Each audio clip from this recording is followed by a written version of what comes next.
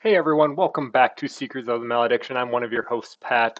Today we are doing another battle report from that April TTS tournament we did. This is the third and final round, though there were, I think, 14 players, so depending on matchups, there will be two undefeated. I do believe that they played yet another game, an unofficial fourth round. And B. Timmy was the winner of that, I believe, playing Thunderstep. So congratulations to him for winning the first tournament.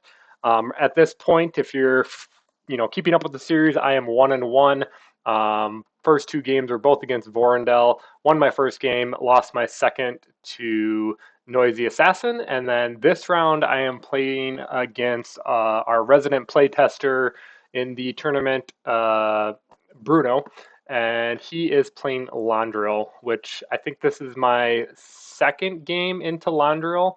Um, and she's a monster, as you guys will soon find out with upcoming content.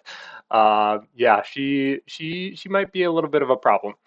Uh, so between this game, I think I hadn't really played much else with my Sham-Win deck. I did play another Auric game, but I was playing around with a more combo-y style of Auric, really focusing on getting a lot of activations out of Twin Blade Assassins with some better equipment like the Pharaoh Gauntlets, as well as crossbowmen and a little less creatures. So I think that deck I was running like 15 creatures, getting more of the adrenaline rushes, unstoppable charge, endless rage.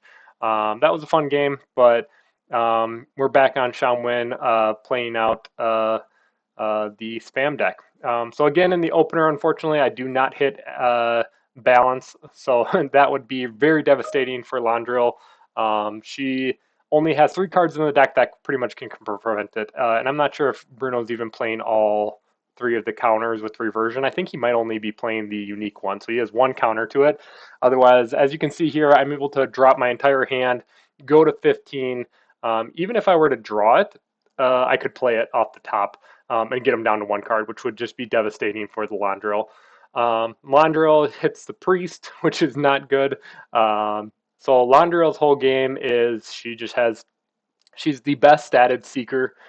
She is 4 attack, 5/3 damage profile, 14 defense, 16 HP, spell immunity, and also riposte for Oh, and she has 8 range, which is the other kicker on top. So she just has ridiculously good stats. She is the best control seeker we currently have. Has a lot of counters, access to all up to 5 counters essentially, counter spells, and a bunch of shielding and healing. And the real kicker on her is just how much echo gain she can get. So yeah, this is definitely an uphill battle, and like I said, I think I played one other game into Londriel. Zach playing it. We have a slightly different build than he does, but I think that Londriel just overall is just too well statted that she's going to be a monster regardless of how you build her. Some learnings definitely. I don't know if I realized it in this game. I think once I started playing Londriel more myself, some realizations, but I can give that insight into the game here. So I drop my whole hand, go to 5, draw 2 cards.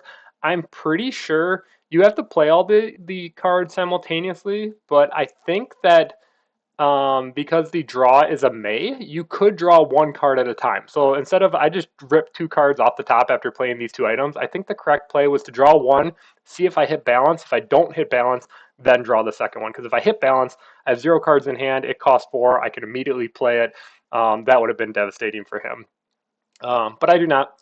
So draw 2 cards. And yeah, so I move both of them over to grab that bottom one, really because I'm afraid of TK. So I usually double up on relics where I can, um, and I'm glad I do that because you will see that he actually does hit the TK. He won, picked the side. I got initiative, um, and so right now first turn is just kind of picking up relics. Watching this back, I I think guarding against the TK is good here, so I can guarantee pick up the relic. If this list isn't able to double pick up relics, turn one it really slows it down actually because you have to wait another turn and leave a unit behind to pick it up at a later turn.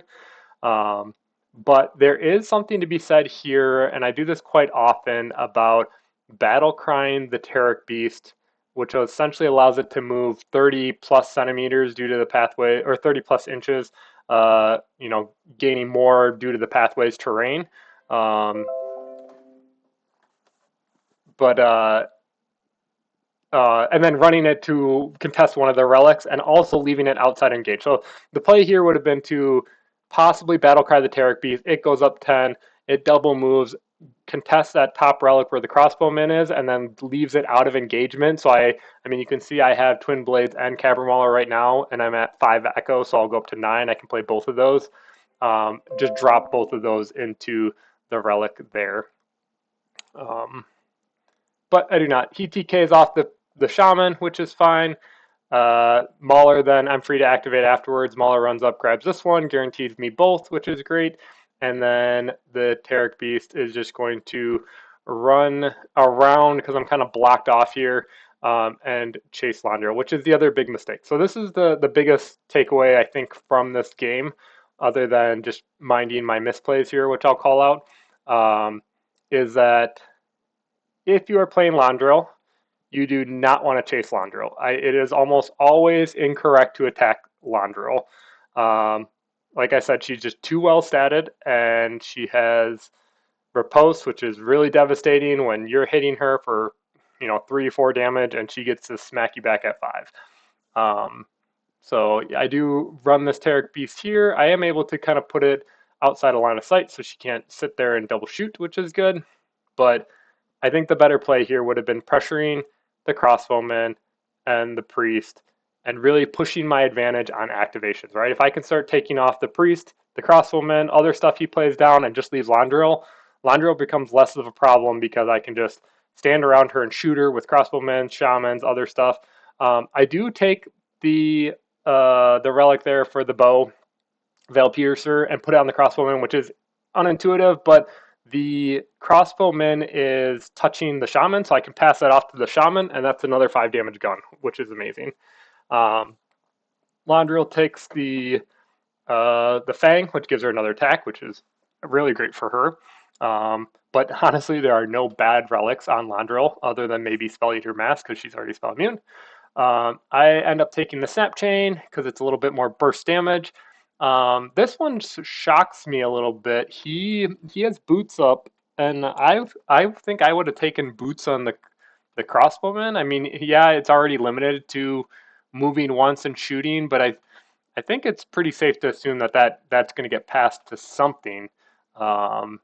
Maybe not, but he ends up taking the retaliation weapons. I can't remember the name. So. All right, going into round 2, draw 2 more cards, hitting a bunch of units, which is what we like to see. I still have initiative here. I don't know if he does take it back fairly quickly here. I think it might be right here. We'll just skip ahead. I think there's a lot of there was quite a bit of thinking in this game. This game went pretty long. I think it was like total time was like an hour and 20 minutes. But really technical game, and you'll see some really critical placement done here on both sides. Really, we keep on checking line of sight, and we're really being cagey in terms of getting shots where we want them, but shutting off shots where we don't. I'm gonna skip ahead a little bit. So yeah, he did contest with something. Oh, an angel. I didn't. So he bid an angel. I did not contest it. That gets discarded.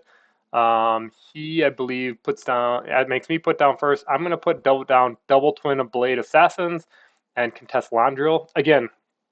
This is such. If you just even think about this, let's say I get the ideal situation where I'm onslaughting Londriel. They are +2 attack, so I need 12s on the dice to hit her with 3 attacks, and if I glance, I'm doing 2. If I hit her, I'm doing 3. Every time I glance, she's hitting 5. So if I glance her twice, she can hit me back and don't 2-shot me. Again, if you are playing Londriel, if you can avoid it, sometimes you just can't avoid it. You have to attack Londriel. Do not go after Londriel. Go off after anything else other than Londriel. She is definitely a problem. So I play that. I believe he's going to drop a Momentum Weaver here really quick. We'll just skip ahead. plays it off the priest. And then I believe he is going to make me activate first because I'm up on activations. So here I go. I mean, the dog is walking in, right? Again, I should have just started charging the Momentum Weaver here and getting it there. But I decided I'm going to tie up Londriel, and then I'm going to hit her, and I'm going to glance because I'm only +1 on the attack, I think, or maybe it's +2. But either way, I glance, and he hits me back for 5. This is already the problem with chasing Londriel. It's just never gonna, unless you really want to put elite attacks or range attacks into Londriel. Those are the two ways to kind of deal with her. But yeah, anything that's small is just Londriel is going to brush it off and then hit you back even harder. So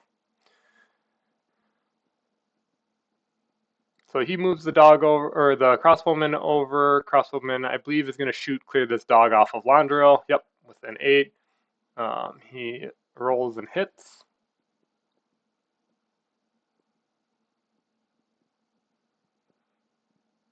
Nope, doing a 20. Definitely kills. So there's 2 there, but I got the activation out of it, so that's not the worst.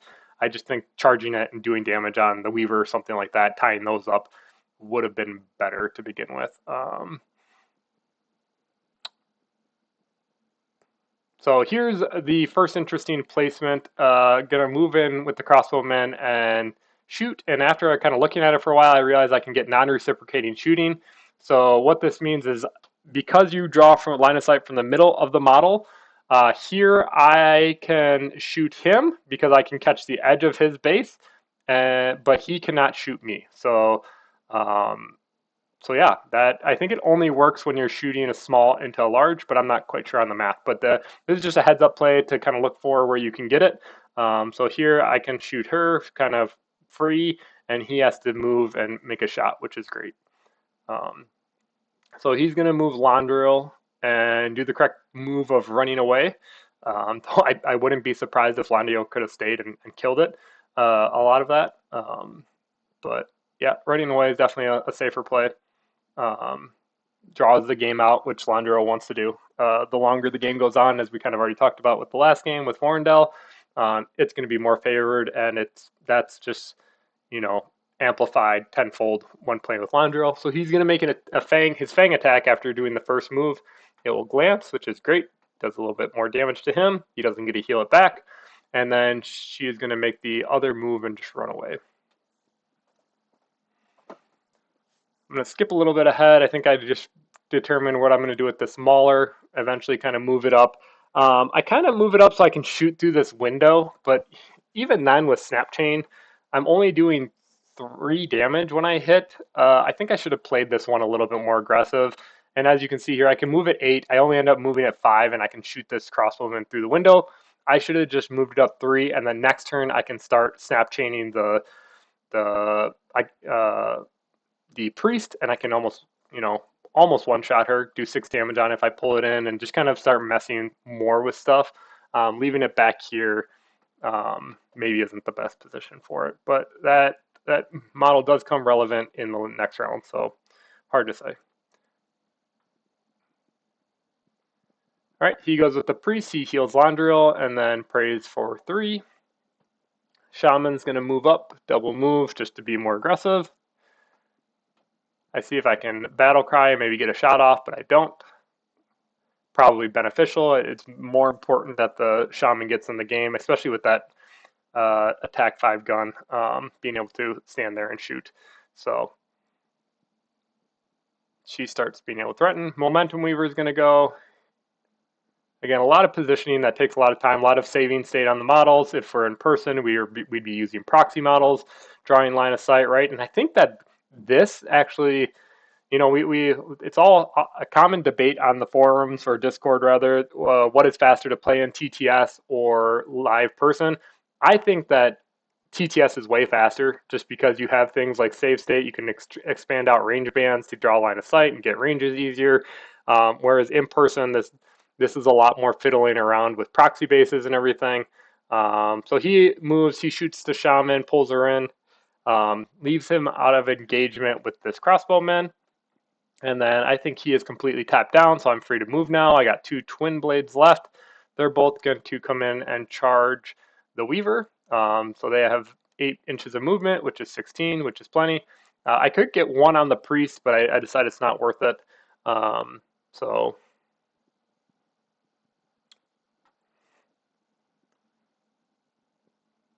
I'm going to just skip ahead a little bit more. So first one comes in, attacks. I believe up here it comes. So hit. We'll do 3. Oh, he resonates guards for some of it. So he does something that you'll see, I think is great. Londriel really wants to, you're trying to get as much value out of your spells as possible, but you shouldn't hold on to spells. It's really important for her to start proccing her legacy, digging into her deck, finding more cards. He decides to gain 2 Echo here, which is great. So he pretty much played that for free and prevented 1 of the damage, which is not bad. And he found a card that he deemed that he needed. So other one comes in, also makes a hit, and so Weaver's down 2-4. We draw 2 cards.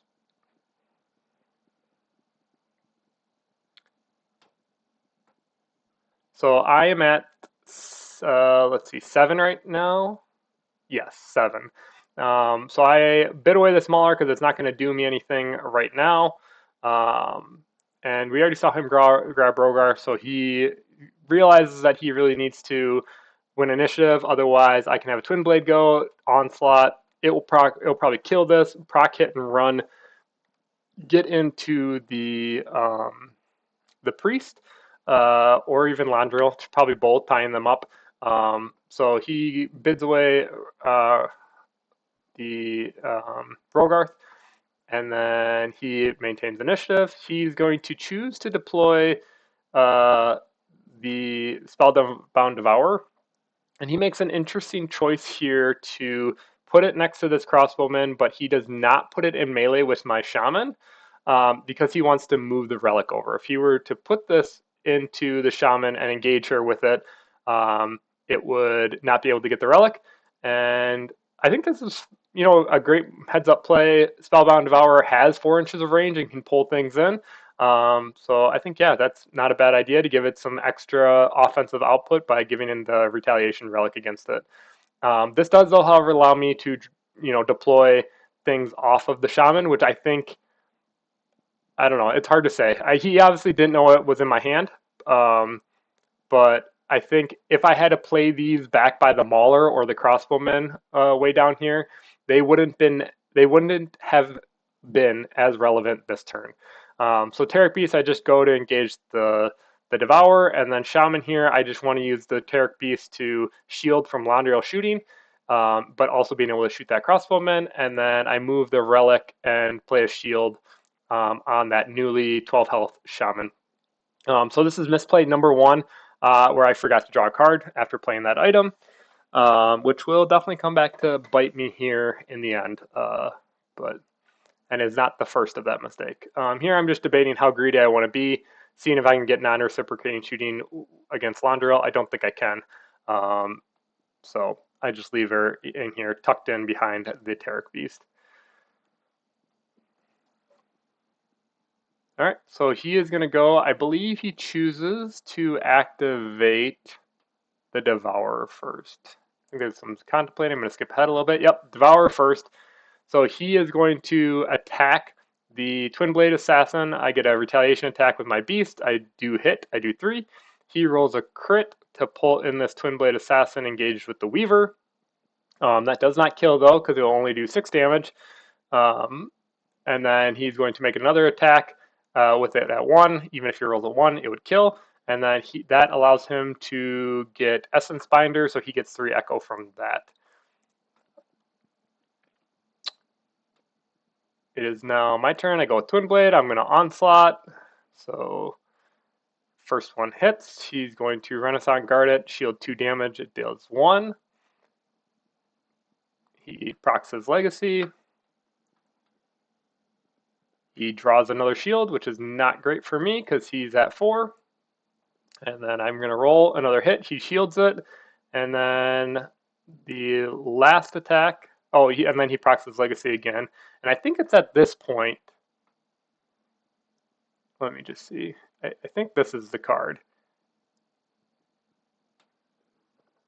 So he's at 1 Echo right now, and next round we'll gain 8, which will go to 9. He shows a Gateway Guardian to go up to 3. So the clock is on. I know that if I don't win this game, Gateway Guardian just takes over the game, especially against this, because now all my glances from like my 3/2 stuff or my 3/1 stuff is just doing 1 damage or 0 damage on a glance, and even when I hit, I'm only doing 2 damage. Gateway Guardian is just going to completely take over this game. So I pretty much need to win here, otherwise the game is going to quickly get out of hand. And I made reference to this when I think we graded Gateway Guardian. We did that episode afterwards when we did our Conclave card review. That card is just such a menace. So yeah, yeah, that last hit one did hit though, so I do bring it down to, or no, sorry, it was a glance, so I do bring it down to 3. We're going to go with Londriel here. Oh no, the Momentum Weaver.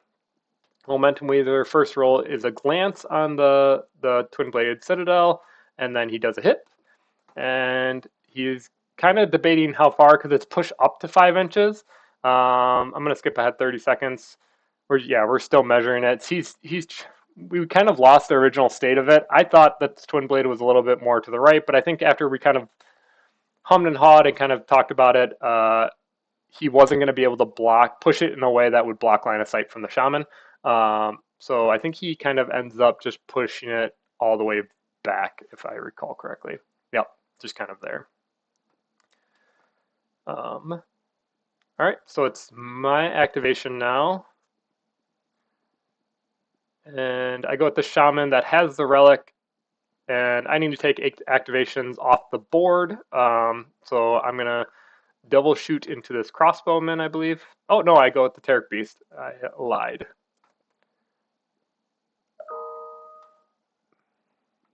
Nope. I thought about it, but then I decided, yeah, it's better to take the crossbow so it doesn't get the shot and do more damage. So yeah, it goes hit for 5, and then now a glance, as long as I don't roll a 1, will do 3 damage, which it does, so it kills it. Great. Go up to 23. He goes, I believe he, at this point, prays with his priest and heals. Let's see.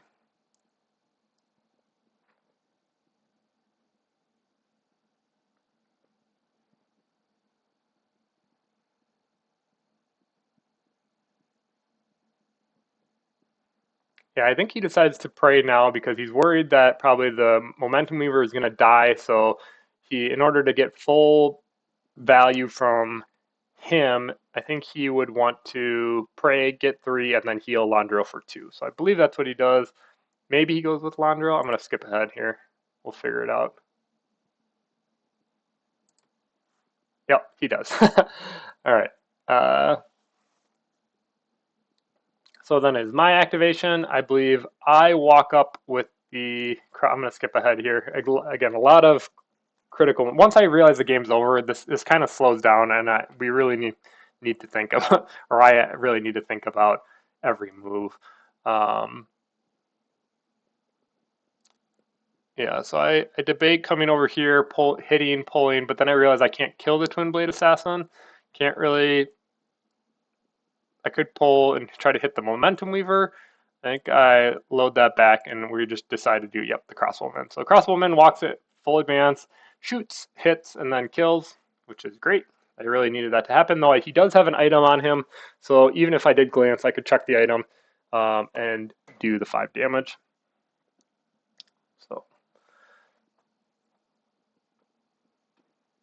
So we're at 29 right now, I believe, which is, great. Londriel is going to go, and I believe she is going to do triple attacks here into the Terric Beast and kill it. And then I believe she shoots the Twin Blade Skirmisher as well to kill that as well. So a bunch of killing done and work done from Londriel. And then the last one will be the Fang attack on the Turk Beast. All right, and so now I'm free to play out. I have one Shaman and one Mauler. So I realize here that the Shaman can go, Battle Cry can do 10 damage. I have 2 items on both those guys to chuck items to do even more damage. And then the Caber Mauler can go and pull him in and Snapjaw it. And I think I have enough damage to kill this guy. What I end up not doing though is I should have battle cried also the Mauler, which I believe he was in range. Maybe he's not now that I'm looking at it, but if I was in range, battle crying, I think the Mauler first to get 2 snap chains would have been more beneficial because I would really want to pull him in when I kill him into this other Shaman with 8 health, and then I can pick up and win the game. So as you see, I battle cry both. They both shoot. They both chuck their items. Oh, nope, they only one chucks their items. I did forget to gain that echo, by the way, when I played that item, or chucked that item, which would have mattered. And then here I walk the Mauler up. So let's see. The fact that I walk it 6 inches to there tells me it was out of range. So this was the play. I need to roll. He's a +3 to hit, so I need a 9. Nope, I needed a 10 because he's a 13 defense. So if I miss by 1, it kills him. Relic could spot there. If I would have hit, I would have pulled him in, which would have pulled the Relic into the Shaman. I would have picked it up, and I would have won the game at 47. I do not. And now my mind kind of just blanks from here, to be honest with you. I'm kind of like, I know that the Guardian's coming down. I know he drew that. I drew 2 cards that were complete whiffs, an item and a ending balance, which is not going to do anything at this point. He has 3 cards, so I just bid that away. And then on top of that, I gained 8 echo. I should be, if I was smart, I should have checked both items, done the damage, and then I could have gained the echo and gone up to 10, which would have gave me enough to play Auric. But again, I'm at 8 right now. Oh, I did chuck both items, so I just missed out on 2 echo. So I chucked the item from the Shaman. Oh no, I don't. Sorry, the Shaman does. Sorry, I just replayed that shield. Yeah, so I did chuck 2 items. I'm too short on echo. I'm at 8 right now. Had I gained the echo, I would have gone to 10, which would have allowed me to play Auric, which would have maybe done something. But I still think the game is out of reach at this point. I think that was my play to win it. I needed a 10, so a 55% chance to win it right there with the pull-in. Didn't hit it. Unfortunate. I think because the Gateway Guardian's coming down, this will just play out. But it's kind of fast escaping. Look at the activations. He's going to have 3. I'll have 4. I think I just played that item there, and I also forgot to. Oh, he's playing 2 things, so we're even on activations. Wow. And I even forgot to draw there. So like I said, my mind is kind of blanking, and I'm just kind of going through the motions at this point, already assuming that I've lost. And I make some just really dumb mistakes that don't really do anything. Again, this is the last round of the tournament, so if I lose this, I know I'm not even in contention, so there's no point in like playing for mastery or anything like that. I'm curious, do I draw a card here? Oh yeah, I do. He lets me draw the card, which is the therapy. So like I said, I missed a card draw last turn. Had I hit that, I would have been able to draw this and maybe play this Taric Beast, but I should also have 2 more Echo, so I should have really been at 10 and could have played Auric. Definitely some learning moments here and just things to make sure I keep track of later. So I am at 37, so my thought is, okay, maybe I can pull this out where I do, and I kill, the priest for 4 and go up to 41, or the warden. But with the guardian there, he just protects literally every shot. So it really doesn't matter. So he's triple attacking here with Londriel. We'll kill this. We'll drop a relic. So I go down to, what am I at? 27 now. Yeah, I think the game is kind of over. I think the big thing here was me chasing Londriel. Should have gone after the smaller stuff quicker and done some attacking there. Obviously, for getting your triggers, and which is like the extra echo or the card draw, is a big deal. Um, but yeah, I think that there's some couple of realizations that came out of this game. One, I felt, other than the misplays with the card draw and the echo gain, I felt like I played really good from a positioning standpoint. Um, and not to say that Bruno didn't play good, but I felt like I had to work so hard um, to do as well as and still had this conclusion that that I don't know if the deck is as strong as maybe I once thought, right? But at the same time, it's definitely still hasn't reached its potential ceiling yet. Um, and so I do end up playing this game. I'll continue to upload those battle reports under this with those, and you'll see me just really smash some games and just take it over, just like that round one game, right? So like when it wins really fast and really hard, but then it just feels like there's some games where they are unwinnable unless your opponent makes a mistake. Um, I do think that the changing the deck up to be maybe more of what I was kind of hinting about and talking about with being a more combo-y deck rather than straight out aggression, flooding the board and swarming with units might be more beneficial. So putting in things like more adrenaline rushes or unstoppable or endless rage or something like that as your top end to really push the activations for the turn you need it. Or even kind of like blending it with the crossbow repeating crossbow deck we kind of brewed on a little bit ago for the live stream. Something like that could maybe be where this ends at, but I think it's still fun. Like getting the high value attacks with crossbowmen and the onslaughting with twin blades. It just seems very finessey and very easy for things to go wrong. And I think that the big thing with the Sham-Win deck is that you're playing completely on board, and so your opponent has all the information that they need, right? They can you don't have anything that's gonna like gotcha them or anything like that.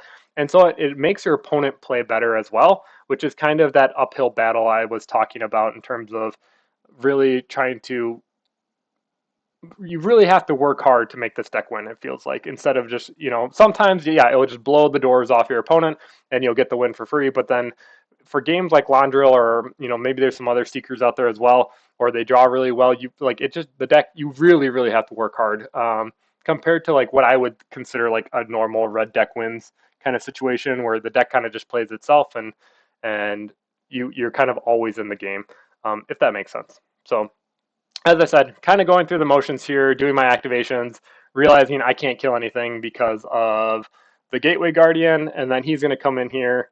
I'm pretty sure the game ends this round because he kills this shaman and then picks up that relic with something, and I think that's enough to put him over. Yeah, it should be. So it was a great game. This is the third time I played Bruno. The first time that we've actually finished the game. I think that Bruno's obviously really experienced in the game, and because of that, he plays really well and makes very smart moves.